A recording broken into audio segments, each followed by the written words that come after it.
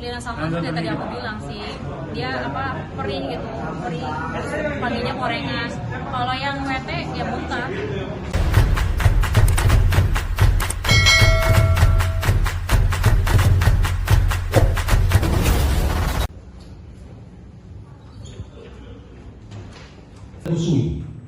Saya masih ada videonya Pak, yang bilang tidak ada efek samping apapun. Iya, berarti kayak gitu. Beli karena ya aku nggak ada waktu aja untuk keluar. Waktu itu yang saudara dengar, ya. Terima kasih teman-teman. Tadi kami sudah diberikan kesempatan oleh majelis hakim untuk bertanya. Sudah juga tadi berkomunikasi dengan JPU. Jadi semua ini kami lihat ini positif, mencari fakta hukum yang sebenarnya.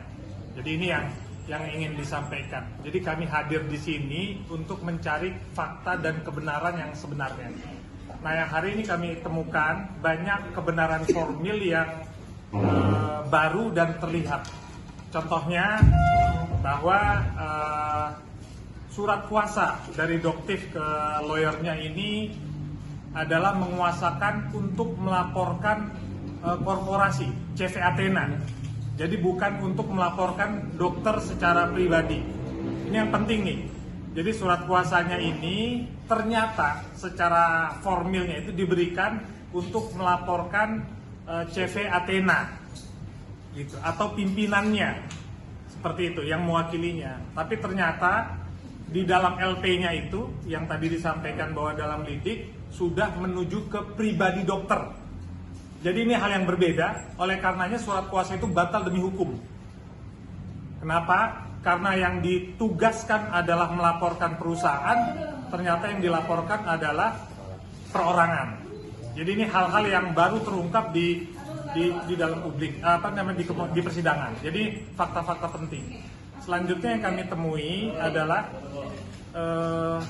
perbedaan antara BAP dengan pernyataan. Tadi banyak yang melaporkan. Jadi tadi advokat yang menjadi pelapor ketika hadir di sidang tidak tahu apa-apa, lupa, tidak tahu. Padahal atas laporan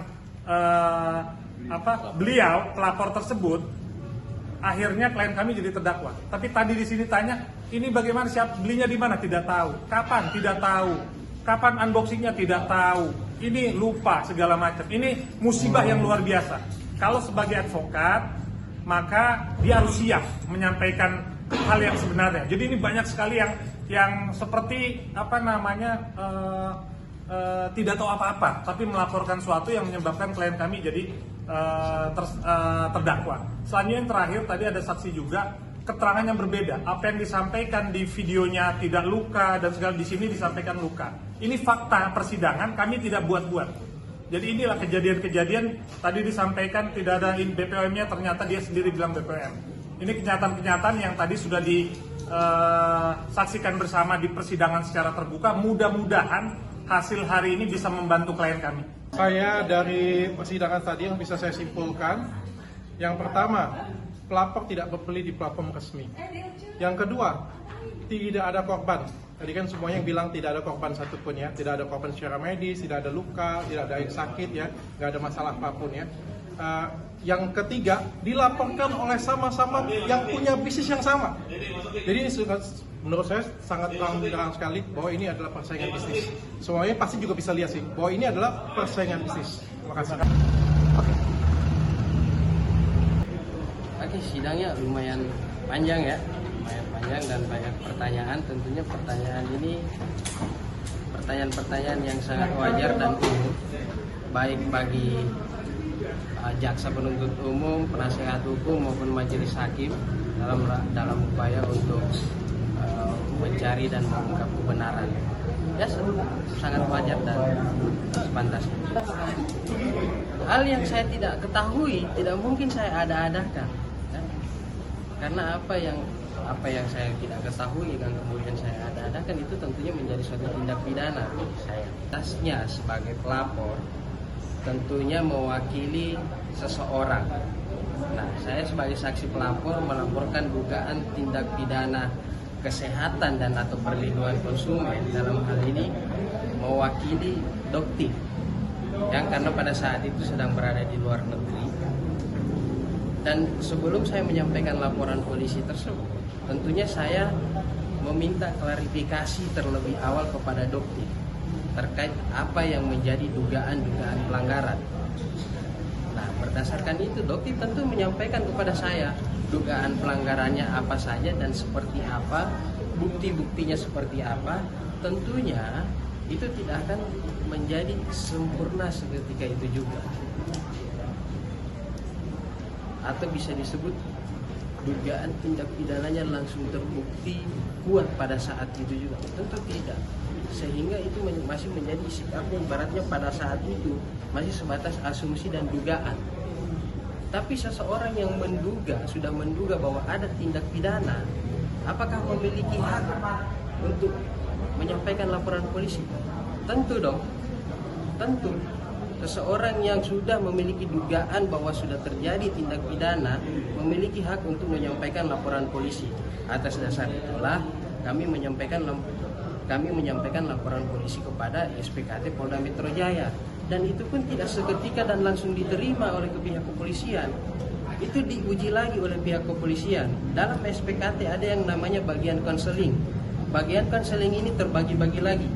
Ada bagian di cyber, krimum, krimsus, sesuai dengan dugaan tindak pidananya.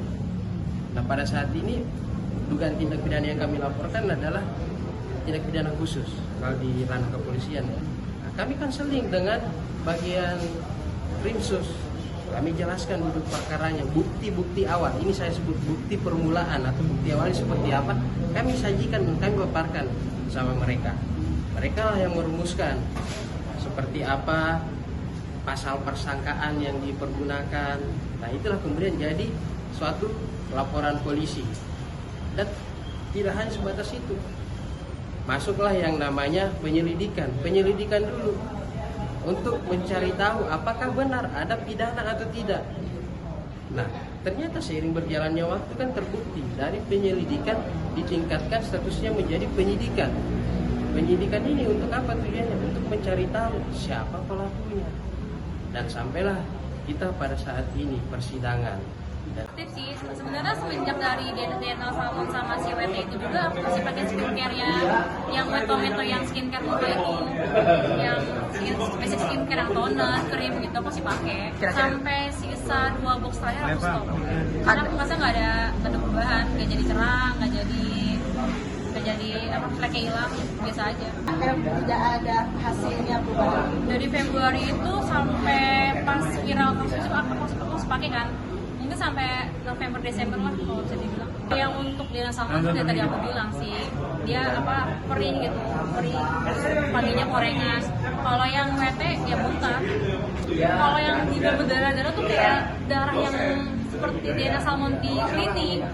Yang aku maksud tuh ya aku nggak tahu ya itu, aku masih bilang itu darah apa enggak, tapi pokoknya pasti oles aku lap kayak gini pakai kapas tuh perih.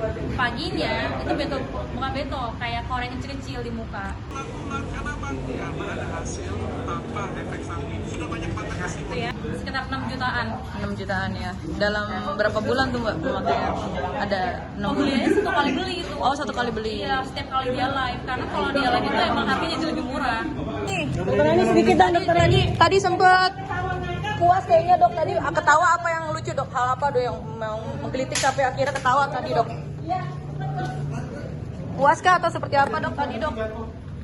Ya karena pengacaranya kan bilang banyak nggak tahu ya. Jadi Lupa nggak tahu.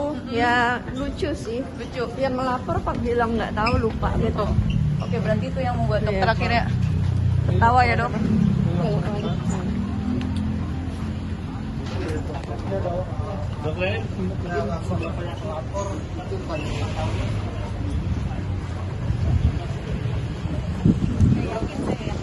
Tapi dok selalu mensupport gimana dok kehadiran dokter dok?